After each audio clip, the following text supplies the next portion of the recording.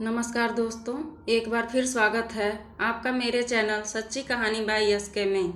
आप सभी को हरियाली अमावस्या की शुभकामनाएं। वैसे तो अमावस्या पर भगवान विष्णु और पितरों की पूजा की जाती है, लेकिन सावन के महीने में पड़ने वाली अमावस्या पर भगवान शिव और माता पार्वती की पूजा का विधान है। क्योंकि सावन का महीना यह भगवान शिव और माता पार्वती को बहुत प्रिय है। इस दिन महिलाएं व्रत करती हैं और अपने पति की लंबी उम्र की कामना करती हैं और घर में सुख शांति की कामना करती हैं। माना कि ऐसा करने से महिलाओं को अखंड सौभाग्यवती रहने का आशीर्वाद प्राप्त होता है। आइए दोस्तों, सुनते हैं अब हरियाली तीज का व्रत कथा। एक बार की बात है, एक राजा अपने महल में अपने परिवार के साथ खुशहाल जीवन जी रहा था। इसका एक पुत्र था जिसकी शादी हो चुकी थी। राजा की पुत्रवधू रसोई में रखी हुई मिठाई देखी तो उसने सारी मिठाई खा ली। जब उससे पूछा गया कि सारी मिठाई कहाँ गई, राजा की पुत्रवधू बोली कि सारा मिठाई चूहों ने खा लिया। पुत्रवधू की बात चूहों ने सुन लिया और चूहे यह गलत आरोप सुनकर बहुत क्रोधित हुए। उसके बाद राजा के पुत्रवधू को सबक सिखाने का निर्णय कर लिए। कुछ दिनों के बाद राजा के महल में कुछ रिश्तेदार आए। चूहों ने सोचा कि यह बहुत अच्छा मौका है राजा के पुत्रवधू को सबक सिखाने का। बदला लेने के लिए चूहों ने राजा की पुत्रवधू की साड़ी चुराई और उसे ले जाकर मेहमान के कक्ष में रख दिए। जब सैनिकों ने और अन्य लोगों ने देखा राजा के पुत्रवधू की साड़ी, जब मेहमानों के कक्ष में देखा तो लोग राजा के पुत्रवधू की दुख के चित्रों के चरित्र के पर उंगली उठाने लगे।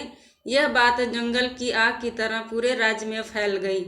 जब यह बात राजा के कानों तक पहुंची तो राजा ने अपने पुत्रवधू के चरित्र पर शक करते हुए उसे महल से बाहर निकाल दिया। राजा की बहू महल से निकलकर एक झोपड़ी में रहने लगी और नियमित रूप से एक पीपल के पेड़ के नीचे रोज एक दीपक जलाने लगी और उसके साथ ही वह रोज शाम को पूजा करने लगी और कच्चे चने और गुड़ का प्रसाद बांटने लगी लोगों को।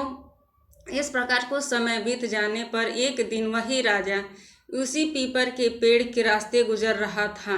राजा की पुत्रवधू दीपक जलाकर रखी थी, जिसके बाद राजा का ध्यान उस पीपल के पेड़ के नीचे जले हुए दीपक के चमचमाती रोशनी की तरफ नजर गई और इसे देखकर राजा चकित रह गया और महल में वापस अपनी सैनिक से कहा, उस दीपक की रोशनी के बारे में पता करो।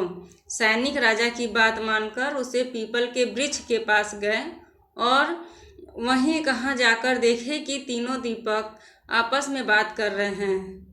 सभी दीपक अपनी अपनी कहानी बता रहे थे। तभी एक दीपक बोला, मैं राजा के महल से हूँ। महल से निकल जाने के बाद राजा की पुत्रवधू रोज मेरी पूजा करती है और मुझे रोज प्रज्वलित करती है। सभी अन्य दीपकों ने उनसे पूछा, राजा के पुत्रवधू को महल से क्यों निकाला गया? तो उसे दीपक ने बताया, एक दिन राजा की पुत्रवधू रसोई में रखी हुई सारी मिठाई खा ली और पूछे जाने के बाद उसने झूठ बोला और कहा सारी मिठाई चूहों ने खा ली। इस प्रकार चूहे नाराज हो गए और राजा के पुत्रवधू से बदला लेने के लिए उसकी साड़ी ले जाकर मेहमान के कक्ष में रख दिए। सब देखकर राजा ने अपनी पुत्रवधू को महल से निकाल दिया। दोनों की बात राजा की सैनिक ने सुनी और जाकर राजा को पूरी कहानी सुनाई और राजा को यह कहानी सुनकर अपनी गलती का एहसास हुआ और राजा अपने पुत्रवधू को महल में वापस बुला लिया। इसीलिए कहते हैं, सच्ची भक्ति कभी व्यर्थ नहीं जाती। रोज राजा की पुत्र वधू पीपल के पेड़ के नीचे दीपक जलाने का आशीर्वाद पाया और फिर उसने अपना जीवन महल में आराम से व्यतीत करने लगी। इस कहानी समय में सीख मिलती है, अपनी गलती स्वीकारें, अपनी गलती दूसरे पर ना लगें। यह कहानी आपको कैसी लगी मुझे कमेंट बॉक्स में बताएं और मेरे चैनल को लाइक, शेयर और सब्सक्राइब करें और हर हर महादेव कमेंट में लिखना, बॉक्स में लिखना ना भूलें। धन्यवाद। हर हर पार्वती पते नमः।